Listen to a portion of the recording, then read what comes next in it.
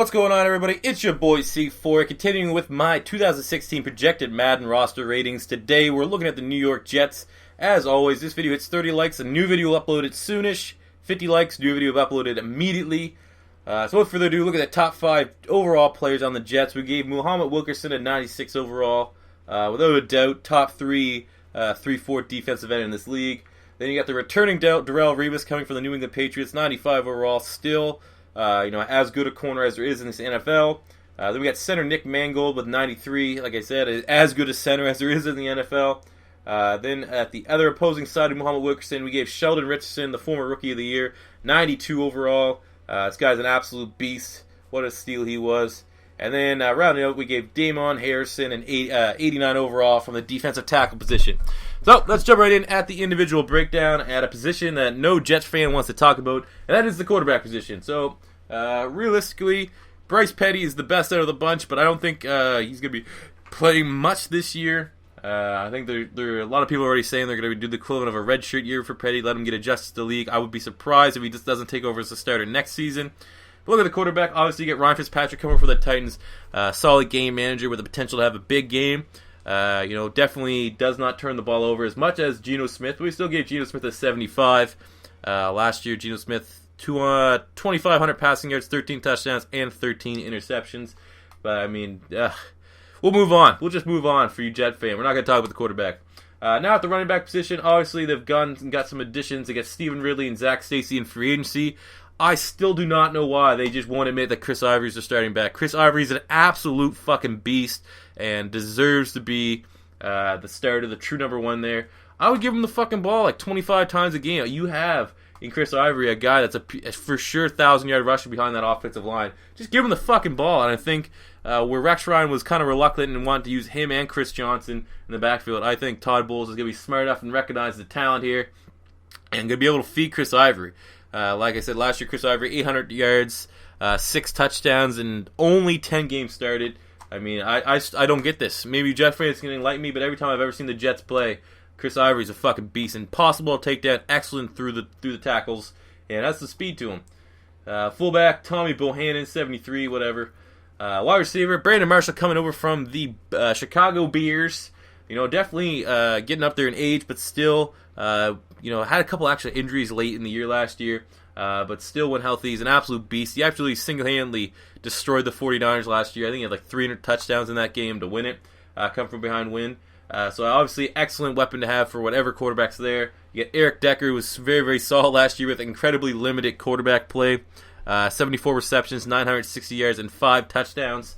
Then you got Jerry Curley, solid player. Curley had 400 yards and a touchdown. But then you also got this guy, Devin Smith, the second-round pick out of Ohio State. Real deep threat. Definitely will be able to pick up what very little Percy Harvin left behind in terms of being able to stretch the field. Don't think he's as versatile as Percy Harvin, but I think he is a better route runner. So obviously, things have definitely gotten improved here in the wide receiving position for the Jets. The tight end, you got Jace Amaro, 75, and we gave Jeff Cumberland a 75. Both these guys are two solid tight ends. Jace Amaro for his rookie year, 345 yards, 2 touchdowns.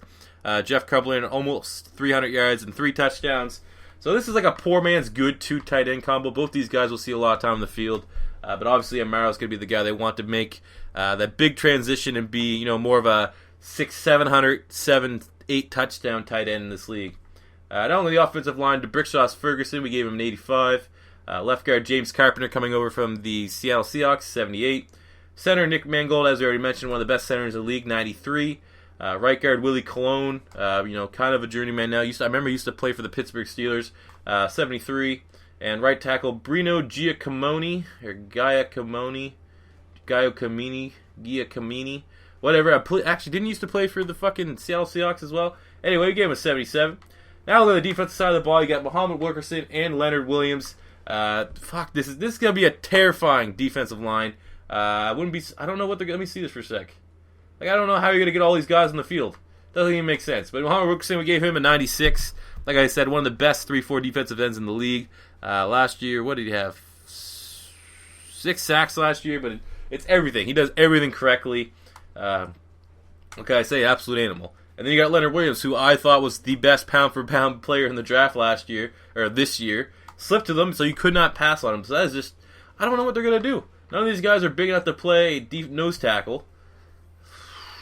Fuck, I have no idea what their plans are going to be. Todd Bowles will be able to do it. Todd Bowles, excellent defensive coordinator. Was in Philly for 1 year. Was very productive. Liked him.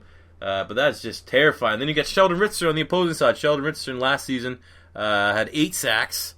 Can he play? I don't know. Fuck. I can't. If you Jet fans, let me know in the comments. How are you going to solve this? How are you going to get all 3 of these guys on the field at the same time? Maybe Wilkerson as a defensive tackle. I don't know.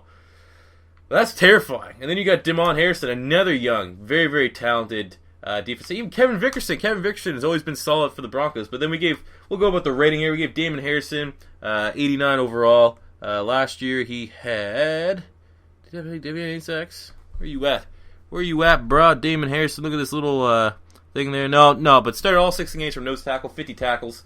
Like I said, that guy's a fucking monster of a man. So I don't know. That is actually going to drive me nuts. How are they going to get Leonard Williams on the field? You're not going to redshirt him. That's just going to be a fucking freaky ass. Like, none of them, they're all fucking big boys, so they're not going to be able to play outside linebacker. No idea. Going to be interesting to see. Like I said, for whatever you think of the Jets' offense, their defense is going to be as good on paper as any other defense in this league. We gave Callum Pace, left outside linebacker, 76 overall, 5 sacks last year, becoming a bit of an ageless wonder. Middle linebacker, David Harris, we gave him an 86 overall last year. Had 5.5 sacks as well as 120 total tackles, so he's a beast. And then you get Demario Davis, who we also get an 85 overall.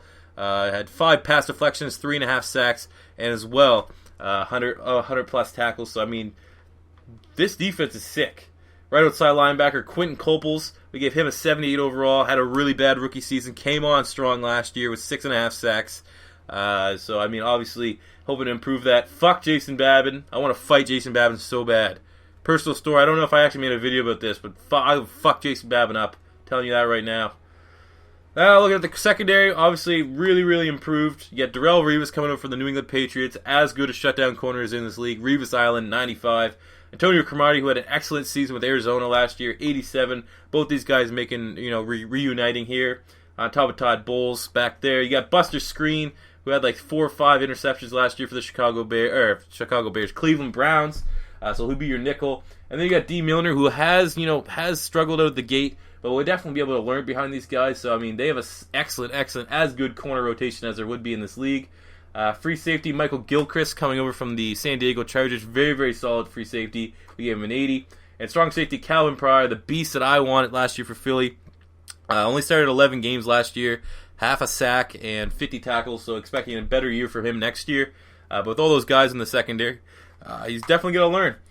Kicker Nick Folk, 85, and punter Ryan Quickly, we gave him an 80. But there we go, guys. Those are the Jets ratings projected for Madden 16. As always, 30 likes, new video up soonish. 50 likes, new video up immediately.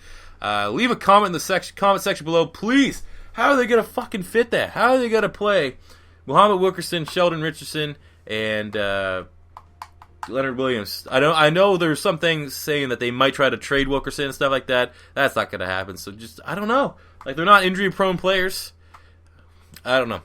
It is what it is, guys. So, as always, make sure you subscribe to Beast Mode TV. We want 10,000 subscribers by the time Madden 16 comes out. I think we can reach that goal, guys. But until next time, it's your boy C4 saying peace out.